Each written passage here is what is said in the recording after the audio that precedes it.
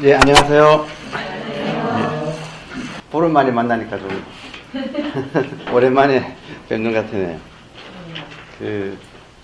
제가 숙제 아닌 숙제를 한번 수업 중에 말씀을 드렸는데, 문제의식이라는 것이 사람마다 가지고 사는데, 자기는 나는 무슨 문제의식을 가지고 있는지 한번 생각해 보시라고 했는데, 똑같이 지난번에 영성이란 뭐 어떻게 생각하고 계신지 한번 두서없이 그냥 말씀하셨듯이 본인의 문제의식을 좀 짧게 이렇게 툭툭 던져보시겠습니까? 왜 사나? 또 있습니까? 제가 가진 틀을 어떻게 뺄 것인가. 또 다른 분은 어떻습니까?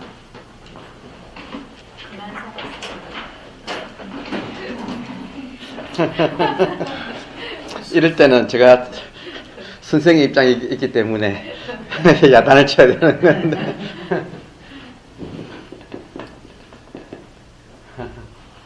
네, 그런 생각도 들지요, 우리가. 아니면 최소한 여러분들께서 말씀하세요. 어떤 건가요, 문제의식? 문제의식은 나로 하여금 계속 어떤 행동을 하게 만드는 어떤 원인이라 그럴까? 그러니까 쉽게 말해서 여러분들은 그러면 적어도 지금 이 영성학교에는 왜 오셨는지 그런 어떤 동인이 있을 거 아닙니까? 사람마다 다르겠지요, 당연히. 그러니까 여기에 왜 왔을까 하는 것도 말씀하셔도 되고. 사람들을 만나면 피곤해. 피곤하면 스트레스를 받는다. 강해지려고. 강해지려고. 네. 그리고 또 내 자신을 어떤 풍파가 오더라도 견딜 수 있게끔 하는 그러한 단단한 제 자신, 똑같은 말이에요. 그러니까 뭐라고 얘기하냐면 통제력. 네. 과연 젊은이다운 젊은이다운 문제의식입니다. 참 이처럼 사람마다 정말 이렇게 다르네요, 정말로. 그래서 제가 첫날 말씀드렸듯이 강의하기가 어려워요. 어디에 눈높이를 맞춰가지고 말씀을 드려야 할지. 또 있습니까? 어떻게 하면 아름답게 살 것인가? 아름답게 살 것인가. 자유로운 삶.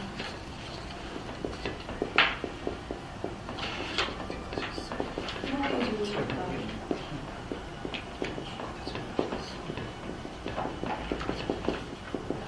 행복해지고 싶다.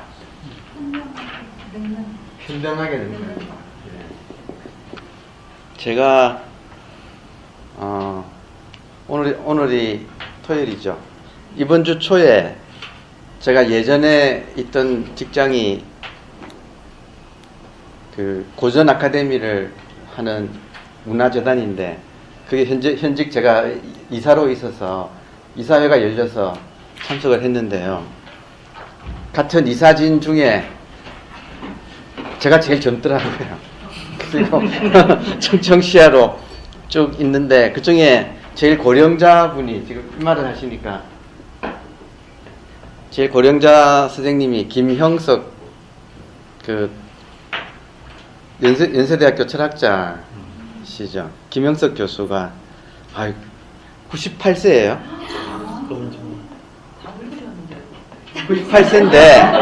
98세인데도 전혀, 우리가 최근에 뭐 베스트셀러를 계속 내고 계시거든요. 그 중에 베스트셀러인데, 지금 서점 가시면 바로 그런 순위에 올라와 있는 책 제목이 100년을 살다 보니, 이렇게 그런 책도 있어요. 물어봤죠. 어떻게 하면 선생님처럼 현명하게 늙습니까? 그랬더니 역시 공부 많이 하고, 공부를 놓지 않는 거, 그게 첫 번째고, 두 번째는 선생님은 젊은 시절부터 수영을 했대요. 그래서 정말 꾸준하게 수영을 해왔다고. 그래서 이제 그런 것들이 여러분 적어도 여기 오신 것은 지금 그 중에 한 조건은 지금 충족하기 위해서 오신 거죠. 누구나 이렇게 현명하게 늙고 싶죠. 행복해지고 싶다도 마찬가지고 자유, 현명, 아름다움, 강함, 통제력, 인간관계를 풀고 싶다, 그죠? 결국은 인간관계를 풀고 싶다. 풀고 싶다. 그만 살고 싶다도 역설적으로 그 뒤에는 뭐가 있느냐 하면 살고 싶다. 제대로 살고 싶다. 그만이 아니고 사실은 제대로 살고 싶다. 틀을 어떻게 깰 것인가.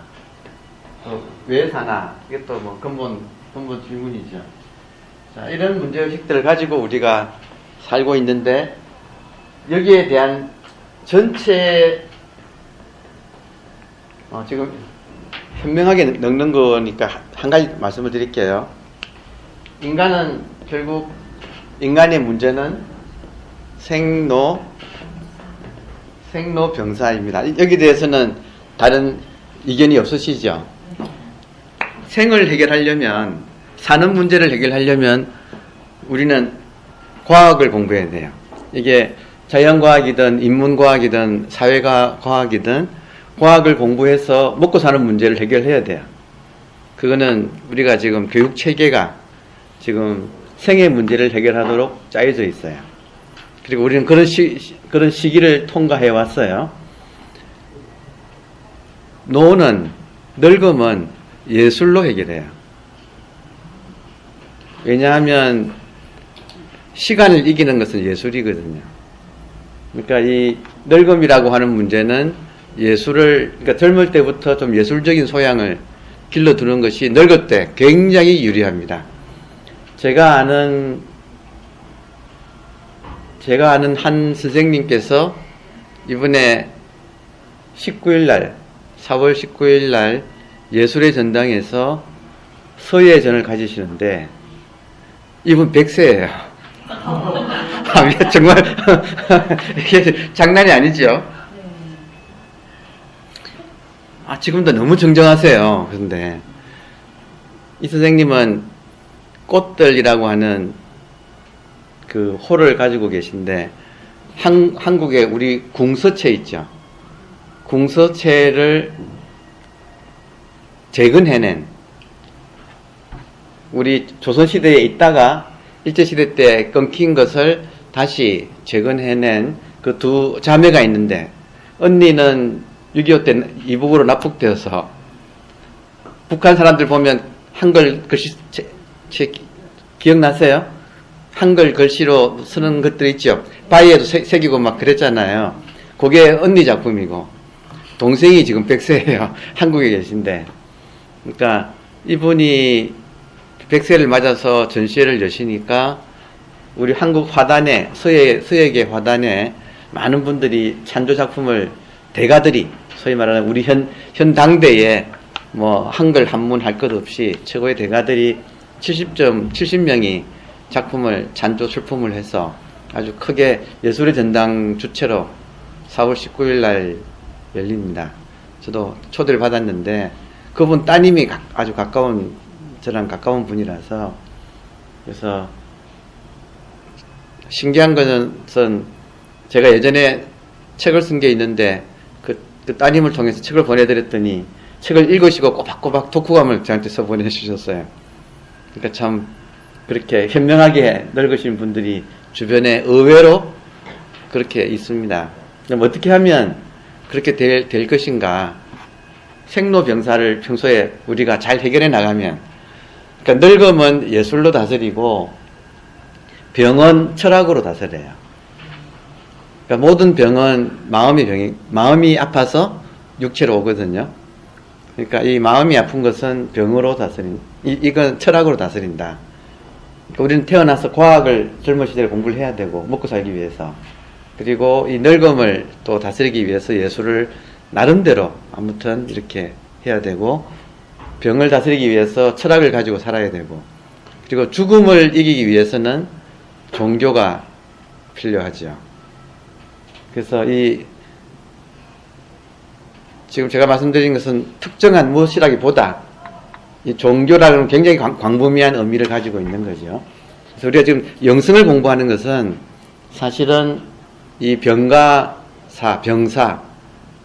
병들고 죽는 이 문제를 우리가 피할 수 없어서 이 문제를 해결하기 위해서 지금 영성을 공부하고 있다고 할 수가 있습니다. 그래서 영성의 내용은 철학과 종교지요. 그래서 우리가 지금 데카르트를 통해서 철학을 통해서 지금 종교 분야를 우리가 공부를 하고 있다. 이렇게 말씀드릴 수가 있습니다. 그러면 하여튼 이런 문제의식을 가지고 이제 저런 문제를 가지고 공부를 하는 것이 공부의 동력이 강해져서 좋습니다. 그러니까 지금 말씀 안 하셨지만 다 나름대로 또 생각은 있으시죠. 그러니까 그런 문제를 가지고 공부를 한다. 이렇게 하면 좋겠습니다. 자, 지난번 이어서 텍스트를 가지고 읽으면서 하겠습니다. 영성의 문제를 말할 때는 좀 아까 조금 전에 쉬는 시간에 여러분 들어보니까 1박 2일 이제 말씀하시는데 저는 가끔 가까운 사람들이랑 1박 2일로 토론하거든요. 끝장 토론을 템플스테이를 가서 1박 2일로 영성이라는 주제를 가지고 끝장 토론을 가끔 합니다. 그러니까 그런 식으로 이렇게 영성은 굉장히 파고 파도 끝이 없는 샘 같은 그런 주제예요. 그래서 짧은 시간에 우리가 공부를 하기 때문에 좀 이제 텍스트를 가지고 가겠습니다. 천성적으로 부드러운 성격의 데카르트는 완고한 교회와 맞서고 싶지 않았다.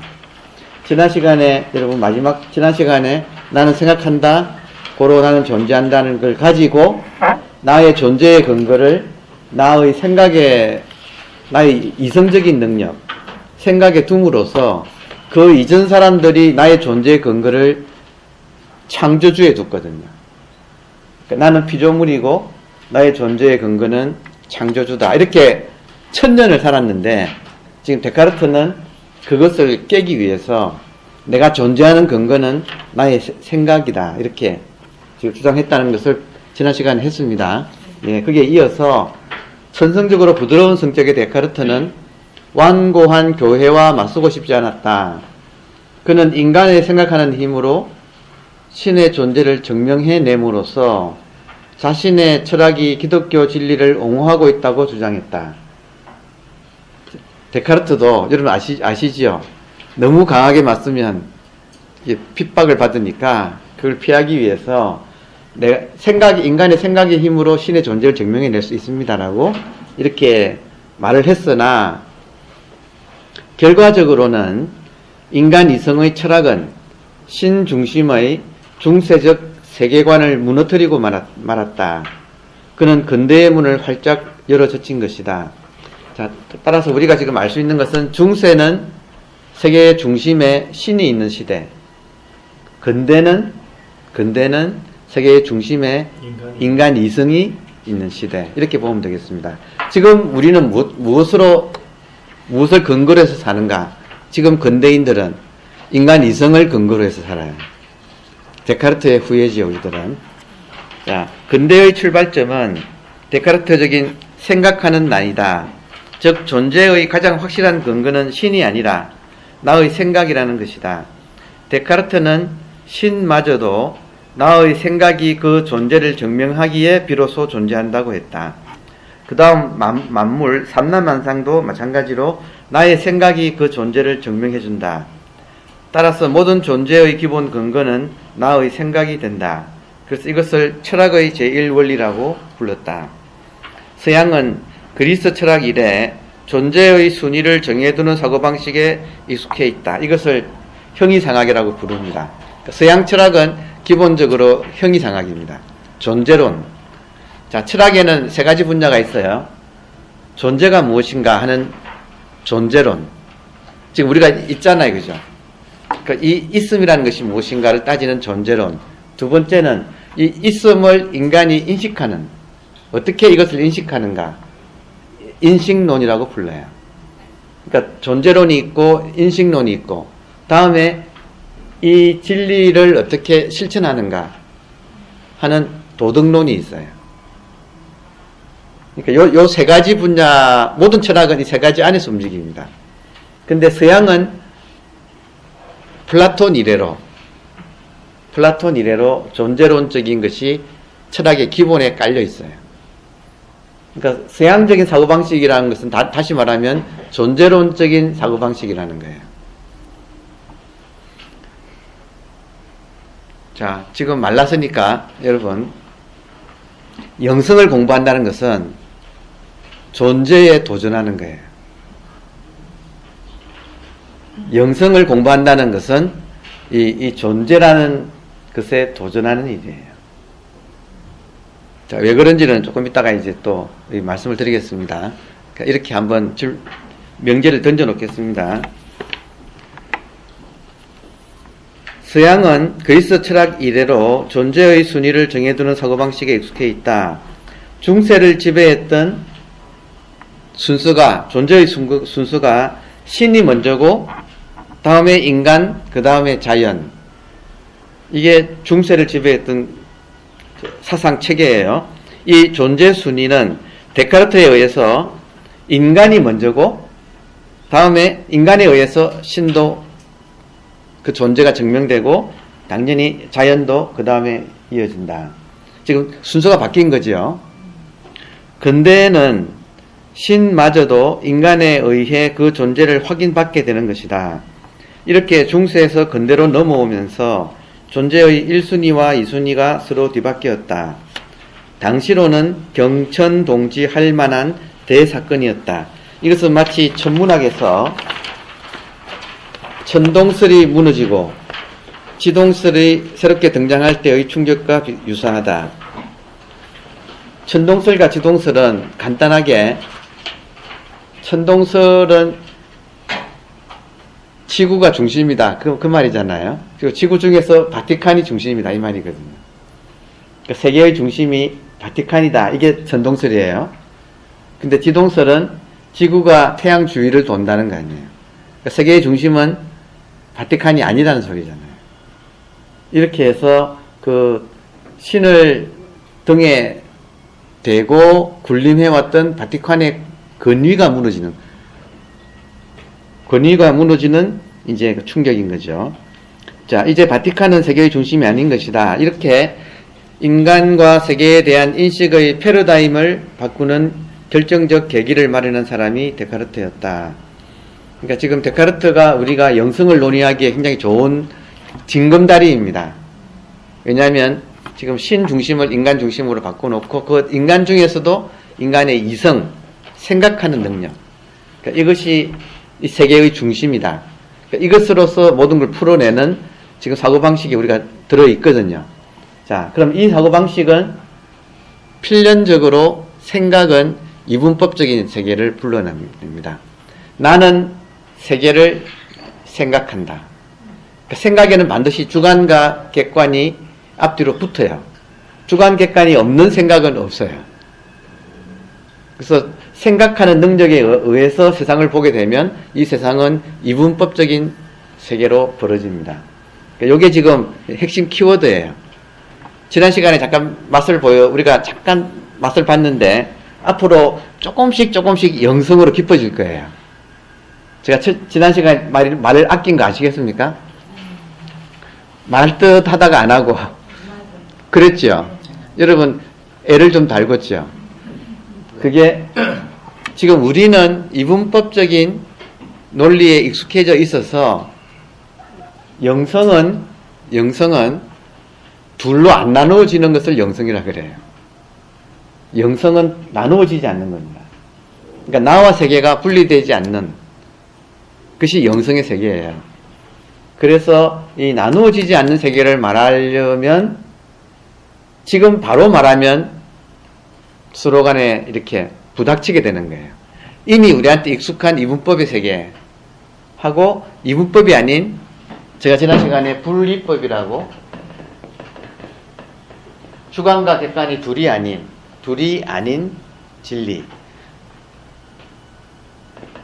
이분법 둘로 나누어지는 식으로 세상을 보는 이 관점으로 우리가 살고 있는데 영성을 우리가 관심을 가진다는 세계는 그것은 다시 말하면 나누어지지 않는 세계에 우리가 관심이 있다는 거예요.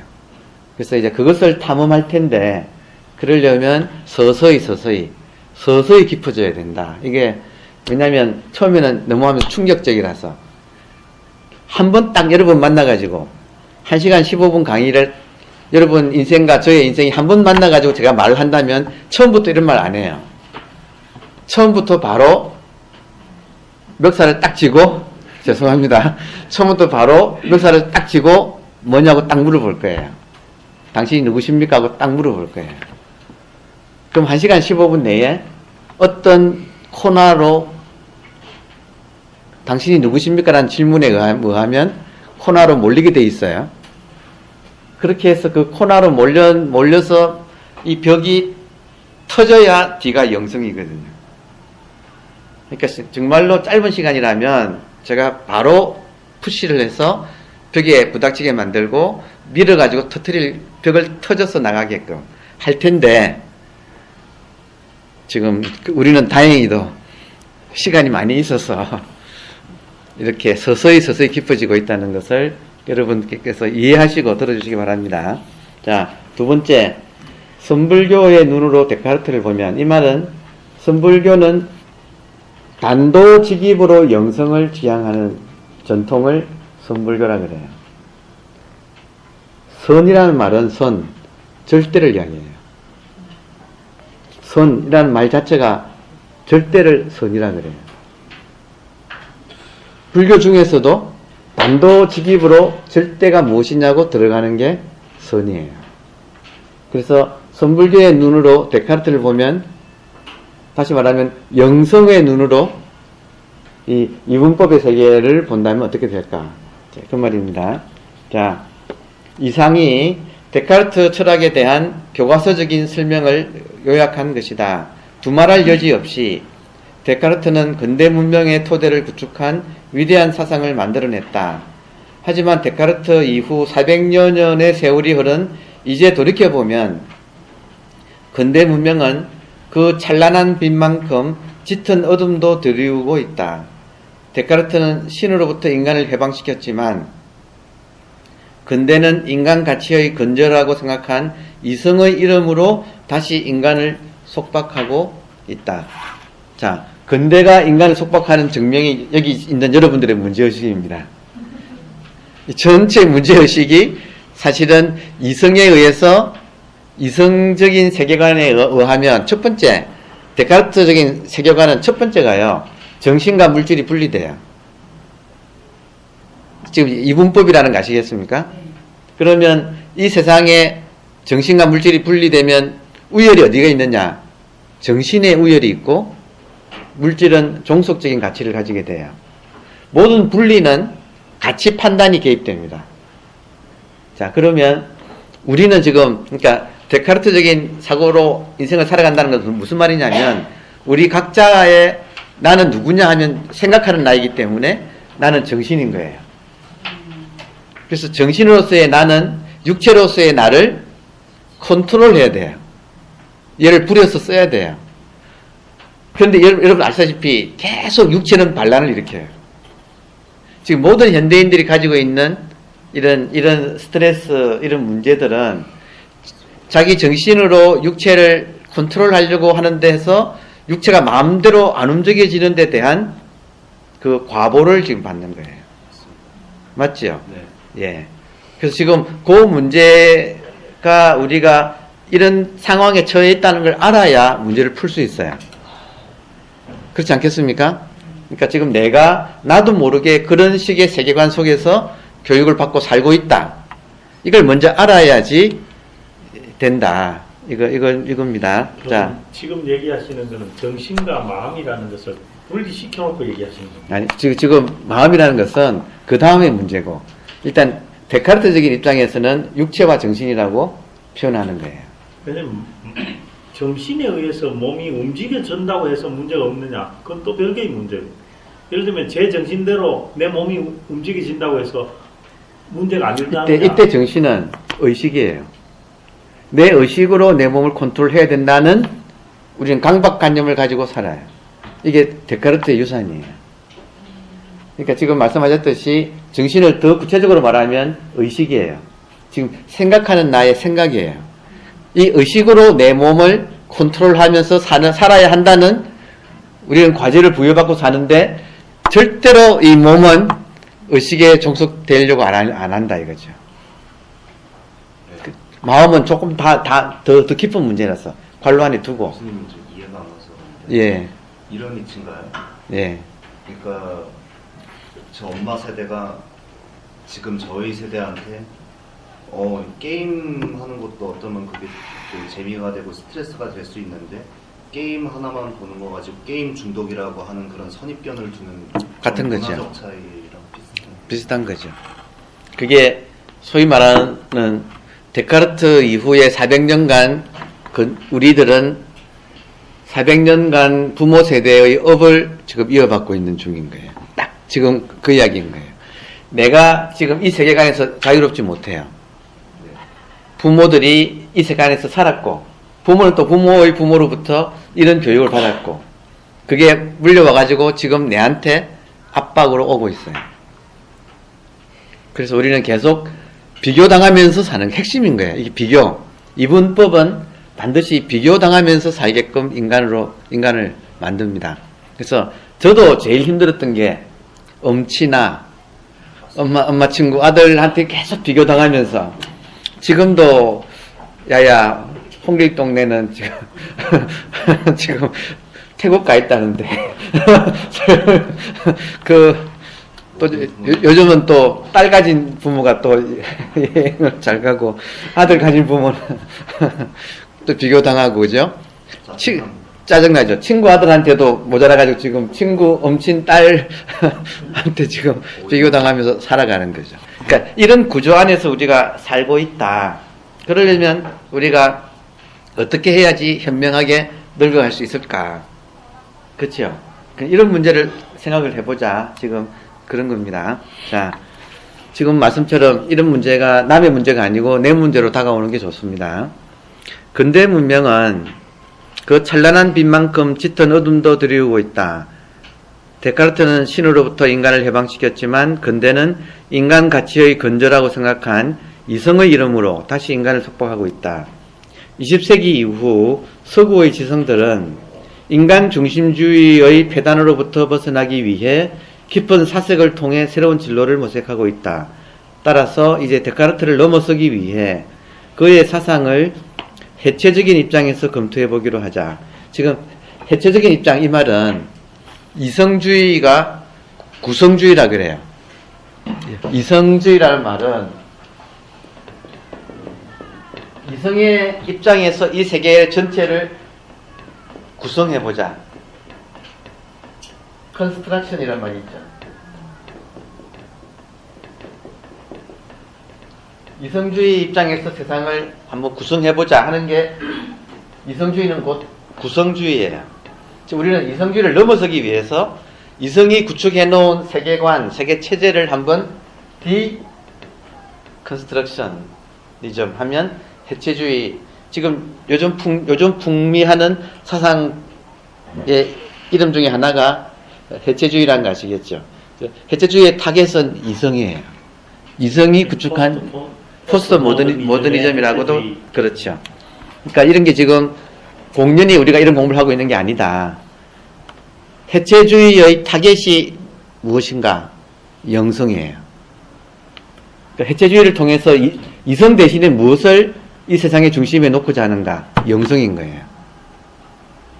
그러려면 지금 거대한 작업이 들어가고 있다. 그리고 그 거대한 작업에 있어서 서구인들이 어디서 힌트를 얻고 있는가? 동양에서 이성의 한계를 잘 극복하고 있는 문명 형태 중에 하나가 동양 사상인 거죠. 그 동양 사상 중에서도 노자 장자와 지금 선불교, 이 불교 쪽이 각광받는 거 아시죠? 웬만한 서구 지성인 치고는 노자 도덕경 끼고 안 다니는 사람이 없거든요. 그러니까 그런 이유는 전부 다 지금 이성주의의 한계를 느끼는 거예요. 이 사람들도 지쳤어요. 의식 가지고 몸을 컨트롤하고 살려니까 자기들도 지쳤거든요. 그 탈출구를 영성으로 보고 그 영성의 세계를 잘 알고 있는 전통에 배우자. 그래서 지금 맹렬하게 불교 공부를 하고 있고 노장 공부를 하고 있다. 그 영향으로 거꾸로 지금 우리가 지금 그 영향으로 지금 우리가 지금 이러고 공부하고 있는 영향도 있습니다. 솔직히.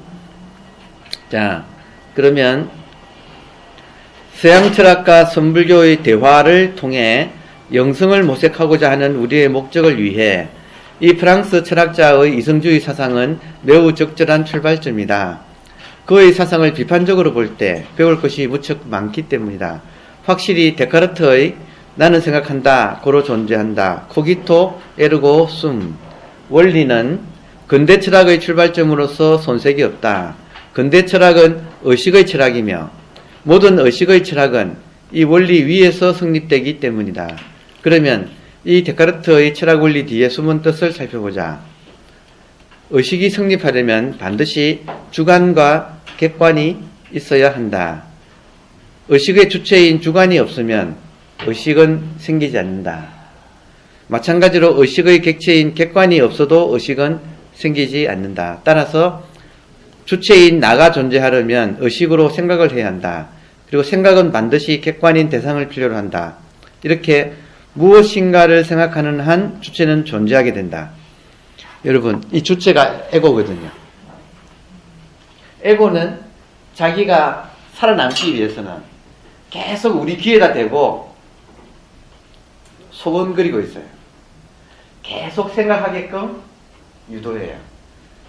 우리가 생각을 해줘야 에고가 살아남는 거예요. 에고가 제일 무서워하는 것은 우리가 생각하지 않는 거예요. 그래서 계속 우리 귀에다 대고 에고는 속삭이고 있어요. 여러분, 그러면 지금 느껴지십니까? 살고 보면 계속 뭔가가 이렇게 머리를 굴려야 된다라고 계속 재촉하고 있는 것이 있다. 이것이 소위 말하는 주체라고 하는 주관, 에고입니다. 이때 당연히 주체가 생각의 중심을 차지하고 객체는 중심 주체를 둘러싼 원주를 형성하게 된다. 따라서 의식의 철학은 주체의 철학이 될 수밖에 없다. 의식의 철학인 근대 철학은 주체의 확립을 향해 달려갔다. 근대 철학의 역사는 주체의 확립을 위한 역사다. 이렇게 보면 딱 맞습니다. 우리가 이제 그 공부를 할 겁니다. 또한 의식의 철학에서는 의식을 매개로 주관과 객관이 대립적인 관계를 맺게 된다. 주관은 객관을 이용하려고 하기 때문이다. 지금 그 문제는 에고가 있으면 이 에고는 객관을 이용하려고 해요. 이용하려고 하기 때문에 대립적으로 봐요. 주관은 객관을 대립적으로 보게 돼 있어요. 자, 그래서 주관은 객관을 하나의 대상으로 놓고 파악하여 지배하고 결국 소유하고 이용하려고 한다. 이 사상에 의하면 이 주체의 중심이 서구인들이 자기들이 주체라고 생각하면 지금 중남미나 아프리카나 아시아인들은 객체가 되는 거예요. 그러면 이것을 대상으로 보고 지배하려고 하는 거예요. 딱 그런 식의 사고방식대로 세계가 몇백 년을 좀 굴러왔어요. 자, 그러면 이용하려고 하는 한 주관은 객관을 늘 대립적으로 파악할 수밖에 없다. 실제로 의식의 근대 철학은 주관이 객관을 지배해온 역사를 지니고 있다. 자, 여기에 한번 새로운 도전이 일어나는데 뭐냐면 프로이트입니다. 그러니까 프로이트에 의해 무의식이 발견된 뒤로는 데카르트의 한계가 선명히 드러나게 된다. 데카르트가 확립한 철학의 제1원리인 나는 생각한다, 고로 존재한다의 명제는 의식 안에서만 성립하지 무의식의 세계에서는 통하지 않기 때문이다. 무의식에는 의식이 작동하지 않기 때문에 의식을 매개로 성립되는 주관과 객관의 대립도 성립되지 않는다. 만일 생각이 일어나지 않으면 나의 존재를 보장할 수 없다. 잠이 폭 들었을 때를 생각해 보면 된다. 잠들었을 때는 나도 없고 세계도 없지요. 나도 없고 의식도 없고 세상도 없다. 그러나 무의식은 여전히 있다. 그래서 꿈을 꾸게 되는 것이다. 그리고 의식으로는 무의식을 파악할 수 없다. 지금 적어도 우리는 상식적으로 의식은 빙산의 일각이고 무의식이 훨씬 더 크다는 것까지는 지금 우리가 알고 있어요. 그렇죠? 여기서 데카르트는 인간의 실상을 전체적으로 보지 못했다는 사실이 드러난다.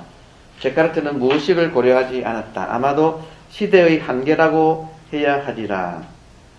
인간 이성의 밝은 빛에 고무된 나머지 그 시대 사람들은 인간 속에 도사리고 있는 깊은 10년의 무의식 세계를 미처 인식하지 못했다. 여러분, 지금요, 지금 이 순간 하늘에 별이 빛나고 있겠습니까? 안 빛나고 있겠습니까? 빛나고 있는데 이미 죽었을 수도 있어요. 이미 죽을 수도 있지만 어쨌든 빛나는 것으로 보이겠죠. 그죠? 그때의 빛은 지금 오고 있겠죠. 그죠? 그러면 무엇 때문에 안 보이죠? 햇볕에 가려서 안 보이죠. 그러면 여러분, 별빛이 더 밝은 것이겠습니까? 아니면 햇빛이 더 밝은 것이겠습니까? 원래 그 주체적으로는 그렇죠. 햇볕이 가까워서 실제로는 별빛이 해보다 훨씬 밝은 것들이 무수히 많아요. 무수히 많은데 햇빛이 가까워서 지금 햇빛보다 더 밝은 것들이 안 보이는 거예요. 우리 한자에 우리 동양인들이 얼마나 지혜로운 사람인가 하면 한자에 태양할 때 양자가 있어요. 태양할 때 양자. 이 양자는 첫 번째는 태양빛을 가리키고 옥패 찾아보시면 두 번째는 음만 양이란 뜻이 음양할 때 양이잖아요. 이거 태양할 때 양이라고요. 근데 다른 뜻이 또 하나가 있는데 거짓 양이에요. 희한하지요. 이 태양빛이 거짓이라는 거예요. 양동작전이라는 말이 있거든요. 양동작전. 성동격서. 동쪽을 때릴 때는 먼저 다른 작은 군대를 서쪽을 먼저 때리는 거예요. 그러면 지키는 사람들이 서쪽으로 쏠릴 때 동쪽을 쳐요. 이걸 양동작전. 거짓으로 움직이는 작전이라고 그래요. 이 양이 우리 동양인들은 인간 이성이 한편으로는 밝으면서도 한편으로는 거짓이라고 본 거예요. 네. 햇볕을 거짓으로 본 근거가 뭐냐면 영성을 아는 사람은 이성보다도 더 깊은 빛이 있는데 그것은 영성이에요. 이성 때문에 영성이 가리는 거예요. 지금 햇볕 때문에 이 별빛이 가리는 것처럼 인간의 이성 때문에 영성이 가려지고 있다. 지금 우리가 만약에 초, 중, 고등학교, 대학교까지 학원, 지금 정규 젊은이들의 학교 교육이라면 이성을 어떻게 잘 쓰는가를 가르칠 거예요. 그게 과학이에요. 근데 지금 우리는 지금 뭔가가 이성 가지고는 지금 만족이 안 되어 가지고 더 깊은 세계를 찾아서 지금 오셨거든요. 그게 영성의 세계인데, 영성의 세계는 요 태양빛이 넘어가면 태양빛이 깜깜해지면 별빛이 쫙 드러나죠. 그 이치거든요. 그러니까 지금 데카르트는 이성주의인데, 이성주의의 한계는 우리로 하여금 일단 과학은 발달시키지만 이 진리의 세계, 영성에 대해서는 어둡게 만들어요. 희한하죠. 이게 이성이 삐치면서 영성한테는 어둠을 만드는 거예요. 말씀하세요. 양자가 어떤 게요? 아, 양입니다. 양. 아니, 아, 영성할 때 이 영은 영으로 하면 우리가 더 훨씬 더 스피릿이에요. 인간한테 이성은 리전이잖아요. 리전. 인간한테 있는 여러 가지 능력 중에서 감성도 있거든요. 우리가 센시티브한 게 있잖아요. 그러니까 감성도 있고 이성도 있고 영성도 있는데 문제는 이성이 너무 강하면 영성이 가려진다는 사실이에요. 그러니까 이 영은 신령스럽다 그런 말 쓰죠. 성은 이성 감성을 다 마찬가지로 성품성자고 스피릿 이게 기독교에서는 세인트 스피릿 그러면 성령이 되죠. 앞에 성자를 붙이면 성스러운. 기독교 같으면 여러분 성령이 어디 있어요? 성령이 내 마음에.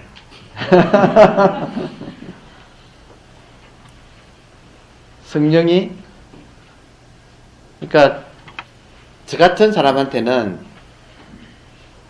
성령이 항상 같이 있어요. 지금 여기 있거든요. 그러니까 성령이 계시다면 세인트 스피릿이 계시다면 어디 계시겠느냐? 당연히 우주에 다 있죠. 다 있죠. 없는 데가 없죠. 그러면 여기도 당연히 있죠. 바로 여기에. 그렇지 않습니까? 이 지금 여기에 있는 성령을 보는 것이 나의 영성인 거예요. 깨닫고 보면 성령이 영성인 거예요. 그래서 밖의 성령과 나의 영성이 두 개가 아니에요. 이 영성은 항상 나누어지지 않는 세계예요. 그래서 이제 이걸 기독교적으로 설명하면 이렇고 불교적으로 설명하면 영성을 불교에서는 불성이라고 불러요. 같은 영성, 성령 이런 것을 불교는 불성이라고 불러요. 이것은 깨어있는 성질이에요. 그러니까 우리 인간한테 생각을 안 해도 깨어있어요. 인간은. 깨어있는 것이 생각하는 것보다도 더 근본적인 거예요. 지금 깨어 계시잖아요. 이게 영성이거든요. 근데 요거를 미처 우리가 이거구나 하고 확인을 안 하고 살아서 지금 이것이 있나 없나? 이런 지금 이성은 너무나 우리가 발달되어 있는데 영성은 너무나 지금 미미해 있다. 그래서 우리 지금 영성학교에서 이번 과정은 잠자는 영성을 깨워내는 거예요. 그래서 계속 이렇게 저는 두드리는 거죠. 왜냐하면 잠자는 영성을 깨운다. 그래서 깨어난다는 것을 깨닫는다라고 하는 거예요. 깨닫는다. 자, 깨달음이라는 것은 에고가 깨닫는 게 아니고 에고가 깨닫는 것이 아니라 영성이